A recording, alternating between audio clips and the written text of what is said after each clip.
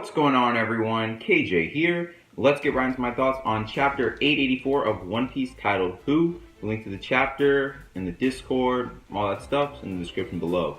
I actually really thought this chapter would come out tomorrow because it's been coming out like every Friday. And I'm off from school on Friday, so chances are I'll be able to get the review done a lot earlier. Of course, today I was in class, so that's the reason why the review's so late. I'm really sorry. But anyway, let's get right into it. So the cover page shows Ideo and his crewmates finding out that the people they were battling, who were fighting in the previous chapter, were a part of the Long Arm and Long Leg tribe, and it was just a conflict between them. However, if I remember correctly, Ideo is a member of the Long Arm tribe, right? So let's just say that Ideo and his crewmates decided to join up with the Long Arm tribe and fight the Long Leg tribe. Perhaps Ideo could get some more crewmates.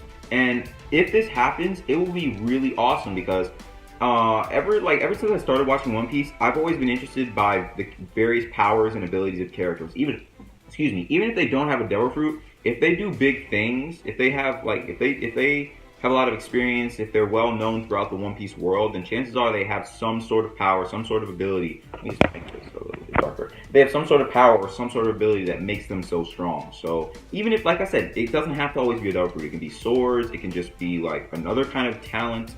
I like it, whatever it is. You know what I'm saying? But in the chapter, so we first see Luffy knocking Katakuri around. And when I first saw this, I was hyped because I was like, seriously, could we be seeing like a redo of what happened in Doflamingo in Dressrosa, where Luffy just appears behind Doflamingo and just starts hammering him with attacks? And at the same time, he also criticizes Katakuri for not being this, high up, invincible individual that he was portrayed to be by others.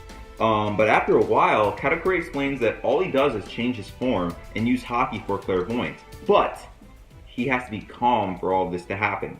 And that was the only reason that Luffy had landed attacks on him earlier, as he wasn't calm. His face was exposed, he has a really weird mouth, he was really upset, and because of that, Luffy was able to land attacks. But now that he's chilled out, Luffy's not really going to be landing a lot of attacks anymore.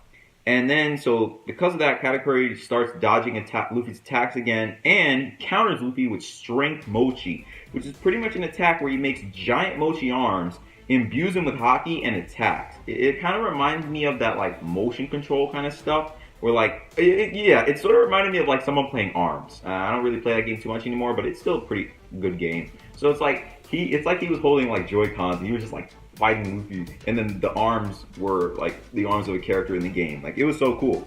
And he knocked Luffy pretty far. I'd say even farther than when Luffy knocked Katakuri like away. But unfortunately, So unfortunately, after all this, even though Luffy's in Gear 4, he's back to square one, as Katakuri said. Moving on Cacao Island, we see Pound again trying to get inside the sweets factory to see Chiffon, but ultimately fails. And at the same time, Brûlé is contacting Pudding about the Straw Hats arriving at Cacao Island around 1 a.m. to meet with Luffy. And then we also see that Charlotte Oven, the guy who can heat up his body, I think with the Netsu no Mi if I'm not mistaken, and his army have also arrived on Cacao, ready to engage the arriving Straw Hats. Now this would actually be an interesting fight, because I don't know about you all, but I think a great fight to come out of this, if the Straw Hats do wind up coming off Cacao around that time, and Charlotte Oven and his army engage them, would be Jinbei versus Charlotte Oven. Because Jinbei uses water attacks, and Charlotte Oven uses sort of heat-based attacks. He can heat up his body, and he can transfer the heat to other things as well. So it would be cool to see some Fishman Karate from Jinbei go up against a fighting ability that Oven uses. I don't know, it would just be a really cool clash. And then, when in the Sweets Factory, when Sanji said he believes that his captain will win against Katakuri, and he was talking to Pudding about that. When Pudding had that love stroke moment, that had me kind of laughing. I wasn't dying. It wasn't too funny because at this point it's kind of getting old a little bit, but it's still funny per se. I feel it'd probably be a lot funnier in the anime when it's actually when we see it, because they may add more moments.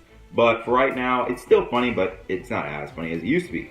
And then more developments at the end of the chapter. Big Mom is attacking Nuts Island. As I had sort of speculated earlier, I did think that she probably would go there and attack Nuts Island looking for Cake. And this could potentially mean that Amande, because remember, Amande is the Minister of Nuts, and anyone else on that island is in danger. And probably one of the biggest things that happened in this chapter, right at the end, the reason why all the sea slugs are gone. We now know the reason why, like, what's it called? Beige and his crew and the Straw Hats that are on the Sunny are just sailing through the sea unarmed, like unharmed. No one's attacking them. No one's coming at them. No one's sneaking up on them.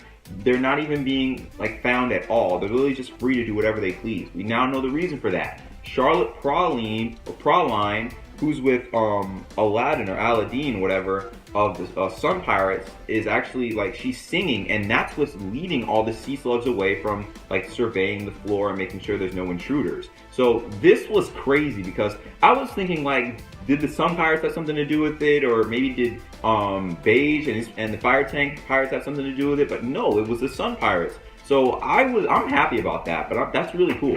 But overall, sorry for that voice crack. Overall, I really enjoyed this chapter. My only complaint though is I wish we could have seen more of Luffy versus Katakuri, because we know Katakuri's weakness now. We just found out he needs to be calm in order to use his clairvoyance from his haki, his observation haki.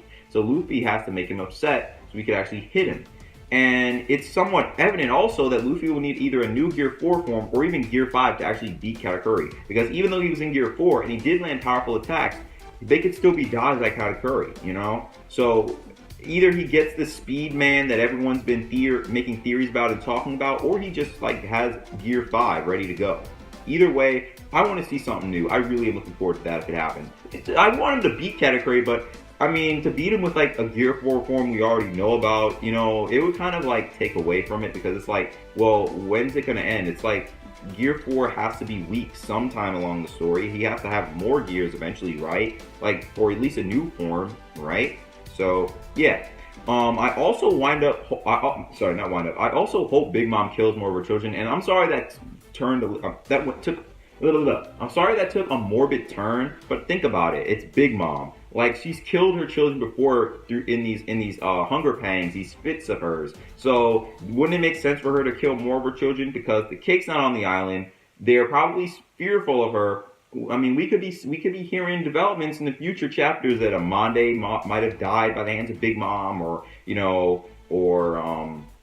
or someone else that's a child of Big Mom, or just people in general die by Big Mom because of her rampaging on Nuts Island, or she may even go to another island and rampage there. But I mean, I just want to see it. I want to know what happens. I really do. And I was also excited and shocked about how Charlotte Praline was leading the sea slugs away from surveying the floor, making sure no intruders came. And the Straw Hats and the others, Fire Tank Pirates, German 66, and anyone else who decides to really attack right now could definitely use this opportunity for surprise attacks, maybe guerrilla warfare, attack an island, and then they go to attack another island, and they're like, where? And the Big Mom Pirates are like, where are they? What are they doing? You know, that's really, really advantageous in this situation. They should really use that. But rating-wise, I'd give the chapter a 4 out of 5. As I explained earlier, I really overall enjoyed it. Like I said, I just really wanted to see more Luffy versus Katakuri, because we've learned so many new things now. But that pretty much is it for this video. Thanks for watching. Hope y'all enjoyed it. Let me know your thoughts on chapter 884 of One Piece in the comments down below. Yeah, what are you looking forward to? What did you like? What did you not like? All that good stuff. But again, thanks for watching, and as always, until next time, I'll see y'all later. Thanks for watching this video. Hope y'all enjoyed it. Have some related and or random videos here if you want to check them out as well. But anyway, until next time, I'll see y'all later.